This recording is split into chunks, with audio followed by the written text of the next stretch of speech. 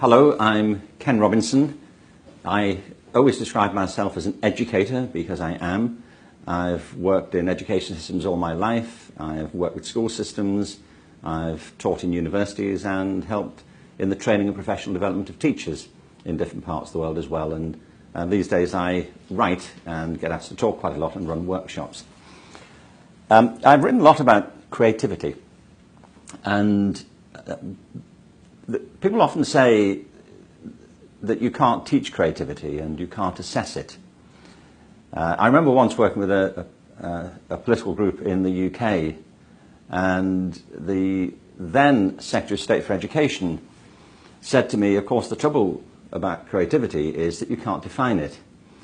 And I said, no, I think the trouble is that you can't define it. And I don't mean this frivolously. People often make these claims because they haven't really spent much time thinking about creativity. They think they know what it is, and that they feel entitles them to pronounce on what you can and can't do with it in schools. So let me just say a couple of words about this. Creativity, as I see it, is the process of having original ideas that have value. There are three bits to that. It's a process, it's not an event, it's rarely the case, it's not never the case, but it's rarely the case that if you're working on a creative project that you get the exact final version at your first attempt. That's true whether you're working on a mathematical theorem or a scientific hypothesis or an experiment or designing a bridge or a house or composing a piece of music. It's normally a process of trial and error. And we know quite a lot about that process and how it works, some of the phases it typically goes through, some of the blocks to it and how you can unblock them. Secondly, it's about original thinking.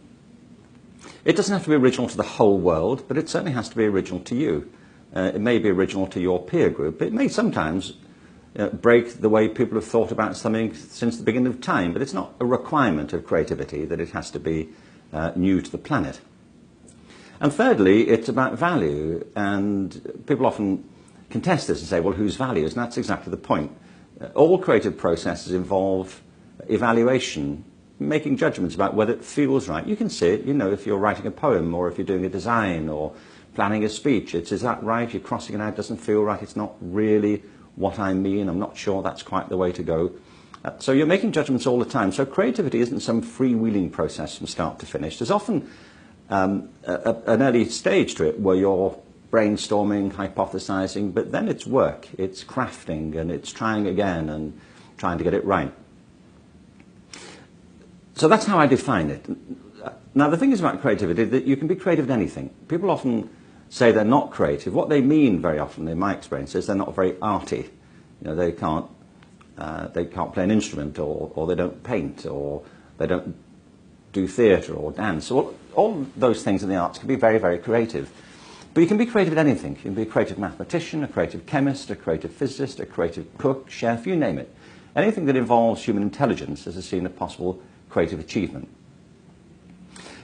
The other myth is that you can't teach it. Now, there are two things that hinge on this. One of them is that when people say you can't teach creativity, I find that they're often basing that view on a very narrow idea of what teaching is.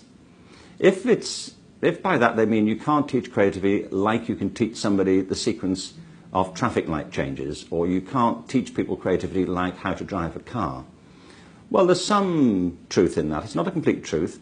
That you don't teach people to be creative through direct instruction, like do what I do and you'll be more creative now. There are aspects of learning in any field that you need to master, skills and disciplines and techniques. But teaching is much more than direct instruction. Teaching is a process of enabling, it's a process of giving people opportunities, it's a process of encouragement, it's a process of inspiration and of mentoring.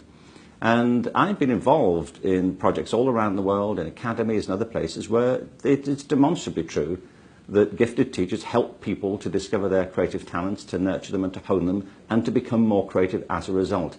To understand that you can teach creativity, we need a more expansive and enriched conception of what teaching is and how it actually works.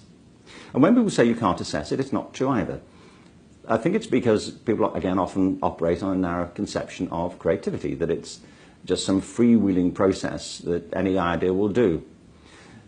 The clue to understanding that you can assess creativity is to go back to the definition, that it's about original ideas that have value. And In any particular field, you have to identify the criteria for originality, for example. You have to identify what you mean by value. And I remember years ago, I was working on a university committee and somebody was saying, well, how would you ever judge a novel? How would you judge how creative it is? And I said, well, you'd ask some novelists about that. How would you judge a mathematical paper? Well, you ask people who know about that discipline in the field to make judgments about whether it does count as original. If you're looking at young children's drawing, you would apply different criteria than if you were assessing the success of the roof of the Sistine Chapel. I remember years ago at the TED conference telling the story of the little girl who hardly ever paid attention in class, and in this particular class she did. The teacher was running a drawing lesson, and so the little girl was over in the corner, and she normally didn't pay attention, but she was completely absorbed, and the teacher went over to her and said, "What are you drawing?" And the girl said, "I'm drawing a picture of God." And the teacher said, "But nobody knows what God looks like." And the girl said, "They will in a minute." You see, what I love about that story is the confidence the girl has in her own drawing. Well, you wouldn't apply the same criteria to a 5-year-old's drawing as you would to a seasoned animator or cartoonist or an architect. So you can assess creativity providing you're clear on the criteria of originality and of value. And as soon as we get clear on those issues, it can be taught, it can be assessed. We're then in a position to integrate it properly into the entire curriculum, not as some afterthought, but as a way of transforming the power of teaching and of learning.